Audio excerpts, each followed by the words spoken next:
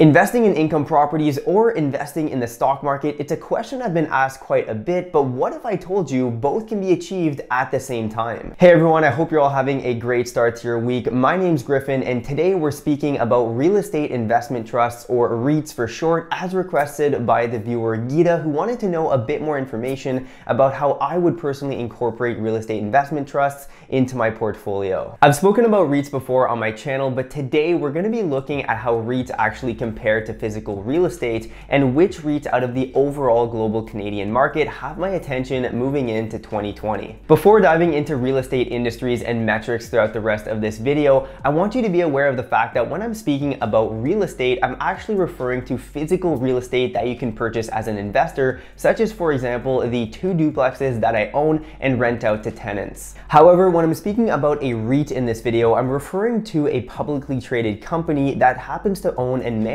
real estate as their primary business model. If you're a new viewer on the channel and aren't even sure what a REIT is, well, first of all, welcome. And a REIT is actually an acronym for Real Estate Investment Trust, which is a type of company that purchases and manages real estate, and you can actually go about purchasing shares of that company just like a common stock on an exchange. This way, you're able to include real estate in your portfolio and reap the rewards of appreciation and dividend income, which we love so much on this channel, without the actual hassle of managing rental properties. There are many differences between how real estate and a REIT can positively impact your portfolio as an investor. However, one of the main advantages of the real estate investment trust is their liquidity and ease of management, because you can buy and sell shares of a REIT straight from your mobile brokerage, just like any other dividend stock. But the question now begs, how can you make money from a REIT when I've been speaking about the wealth building characteristics of investing in real estate? The thing is, even though real estate and REITs share the commonality of, well, real estate, they are completely different assets that need to be treated in a different manner and will benefit you in unique ways. In my opinion, owning both in your portfolio above and beyond your typical dividend stocks and ETFs is a great strategy for further diversification. However, as we're about to see, each one will benefit you in a unique manner. Real estate, for example, offers investors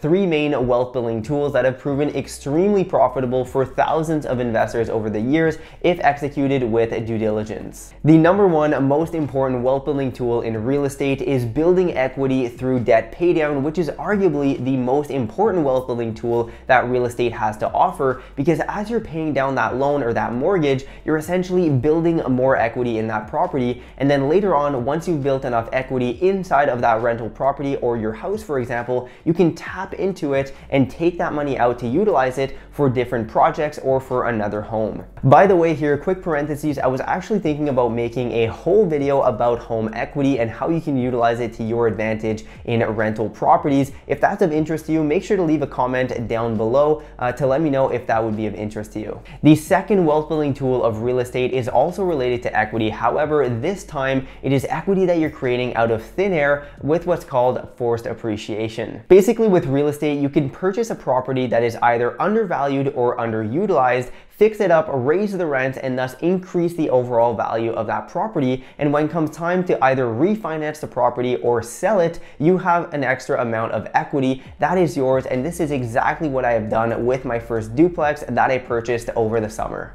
And finally, the third wealth building tool of real estate before we jump into REITs, which, yes, I know is the topic of today's video and we're going to get to it. However, I just really want you as a viewer to fully understand the difference between a REIT and real estate, how each one can benefit you as an investor before we actually really jump into REITs and which REITs are interesting me on the Canadian market right now. However, the third and last wealth building tool of real estate is what's known as cash flow. Cash flow is basically the result of when you own a rental property that is generating more income than what it costs you to operate on a monthly basis, therefore leaving you with extra income at the end of the month. Ka-ching. In my market and with my rental properties as of right now, I kind of make it a rule to only purchase rental properties that are cash flowing for 2 main reasons. Number one being that I want to build up a cash reserve in case there's ever vacancy or some repairs that need to be done on the properties in an emergency situation. And then rule number 2, just because right now that fits with my goals as an investor, I want properties that are cash flowing, but every single deal is going to be different for you as an investor as well and in your market. So make sure if you're investing in real estate that you really know what you want as an investor. If you want to either build equity monthly over time, or if you're really looking for that cash flow. Either way, make sure that you're aware of these two differences here. Now that we understand how real estate can benefit you as an investor, it's now time to dive into how a REIT or real estate investment trust can benefit you as an investor and benefit your portfolio by providing you with monthly dividend income. And I specifically said monthly dividend income because most REITs actually distribute their dividends on a monthly schedule. Why is that? The business of a REIT is to own and operate income generating properties, as we've already spoken about. But in Canada, the federal government has actually allowed real estate investment trusts to benefit from a tax exemption if they redistribute a high percentage of their net income back to shareholders, which is you and I, in the form of dividend income. This happens to be one of the main reasons as to why a lot of REITs will have a monthly dividend distribution schedule, as well as typically having, say, a higher dividend yield than some of the other dividend stocks that we speak about on this channel from traditional companies. But it's actually really in the trust's best interest to do so anyways, so it's a win-win situation here for the trust as well as for us, the investors. And let's not forget here that in addition to typically paying out a hefty monthly dividend,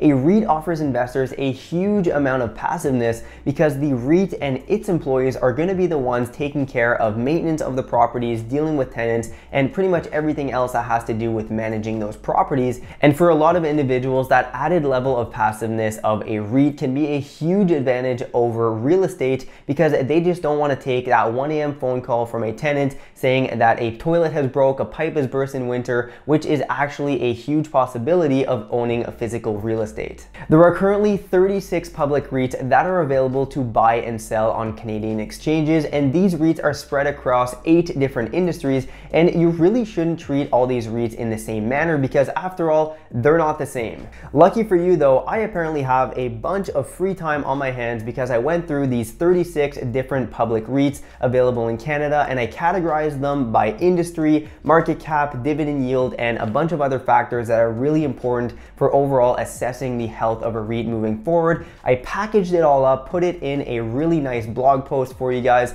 as well as this video, but you know what? You guys deserve it. Unlike when we're assessing the quality of a dividend stock, when you're assessing the overall viability of a REIT, there's a couple more specific metrics that you need to take into account when looking at the long-term growth and potential of that REIT for you in your portfolio. Straight off the bat here, I eliminated all the REITs from that 36 REIT list that did not meet the following criteria. Has a dividend yield between 2 and 6%, consistently distributes dividends over time, has a history of consistently raising dividends over time as the years go by, as well as operates in an industry that I personally understand as an investor, has a market cap above $1 billion, and finally has an FFO above 70%. Man, that was a lot to remember. Make sure to smash that like button because, well, my life has come to requesting digital thumbs up on the internet. Now, first up though, 2 things. Why only REITs above $1 billion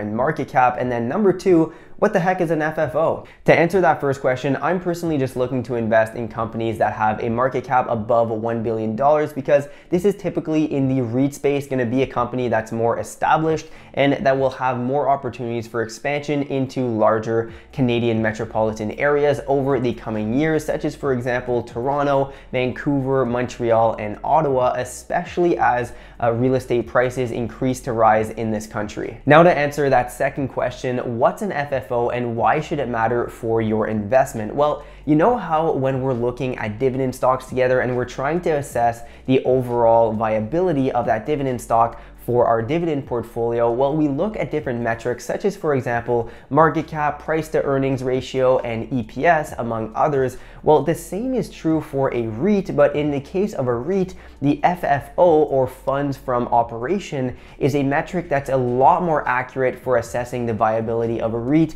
because it takes into account the net income for a given calendar year and includes with that the amortization and the depreciation, and then subtracts from that capital gains from sales of securities over the course of that calendar year. And the reason for this is that when a REIT sells an actual property, well, that has a net impact on the bottom line or the net earnings in that calendar year. However, moving forward in the coming years, that sale of security is not going to benefit the REIT in terms of income because they sold the property, so they're not getting income from it. So that's the reason why an FFO is a lot more accurate of the viability of a trust's operations moving forward. And a real estate investment trust that has a relatively low FFO is going to indicate to us as investors that they might not be able to continue paying out and raising those dividend payments to us as investors, which is not something that we're after. All right, enough now with all that theory. Let's actually now dive into the top 5 Canadian REITs that I've picked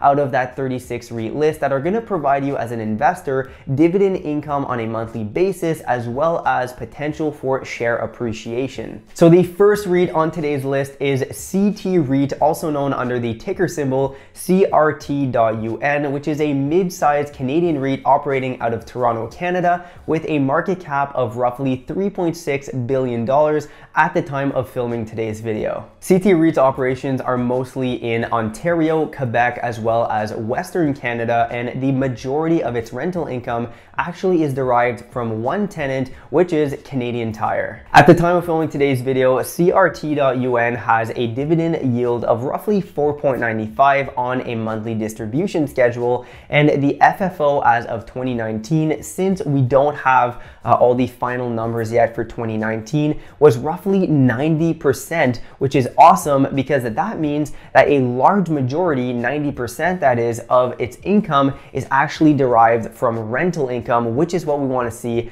as a REIT investor. If we actually take the FFO one little step further here, we can actually go about determining the PFFO, which is basically the same thing as a price to earnings ratio for a typical dividend stock. This is going to give you the price to FFO of a REIT. And keep in mind here that in Canada, the average PFFO is roughly 16.5. With that number in mind, the PFFO of CRT.UN is 10.5, which actually means that it is undervalued in terms of industry average for other REITs.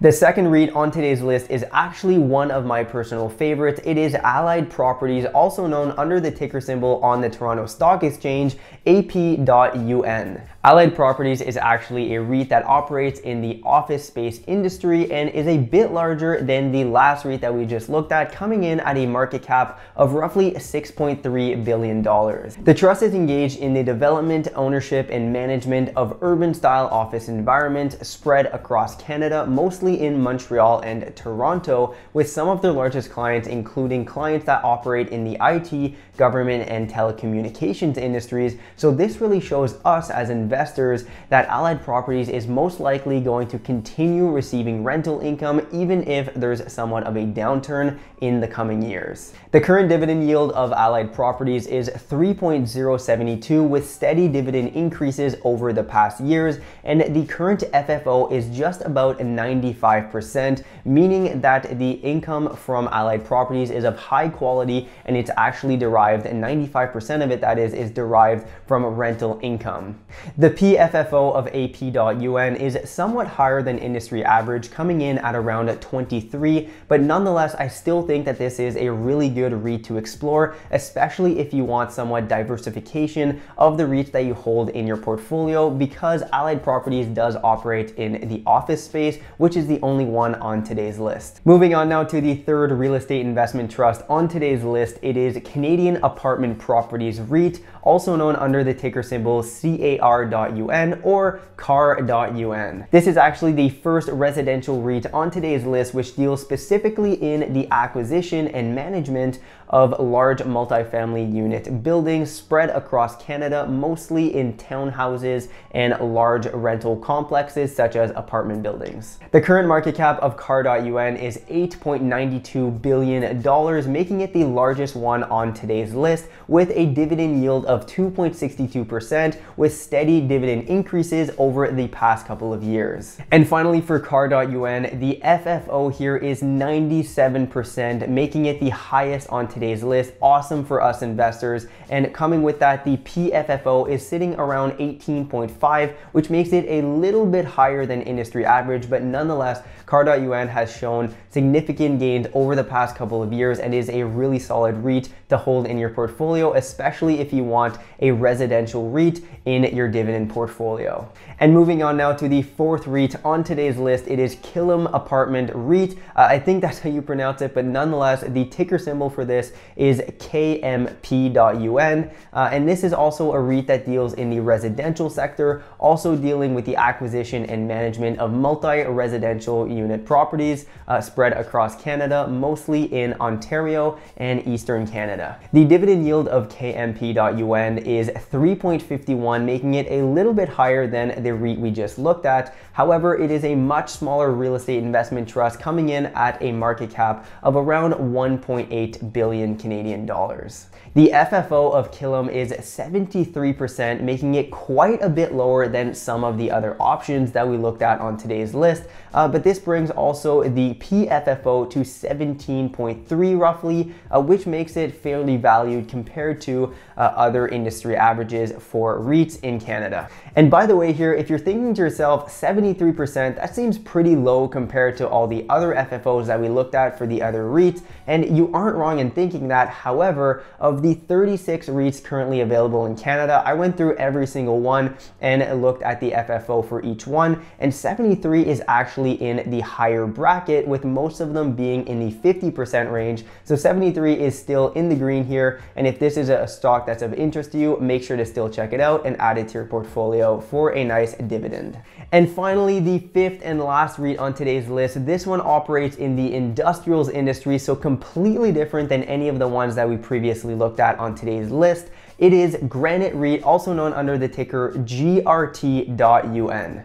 This is a real estate investment trust that has operations spread across Canada, the US, and Austria, all the way over in Europe, with one of its largest tenants being Magna International, which is one of the largest car part manufacturing companies in the world, meaning that we're probably going to see steady income from this REIT over the coming years. The current market cap for GRT.UN is $3.5 billion, making it a mid-sized Canadian REIT with a higher than average dividend yield at around 4.5%. And finally, the FFO for GRT.UN sits right around 74%, so still quite nice for a REIT, and the PFFO is sitting right around 19, meaning that this is still a really good REIT to purchase in my opinion, especially if you want to diversify your REIT holdings, considering the fact that they have international operations, as well as the fact that this is an industrials REIT. So with all that said, what do you guys think of REITs in the first place, and would you consider including any of the REITs that we just covered in today's video in your own dividend portfolio? I'd honestly really like to know how you guys go about incorporating real estate investment trusts into your portfolio, if you do in the first place. With that said, I really hope you enjoyed this video. If you did, make sure to give it a thumbs up. It really helps the channel grow. And on that note, thanks a lot for watching. I'll see you in the next video.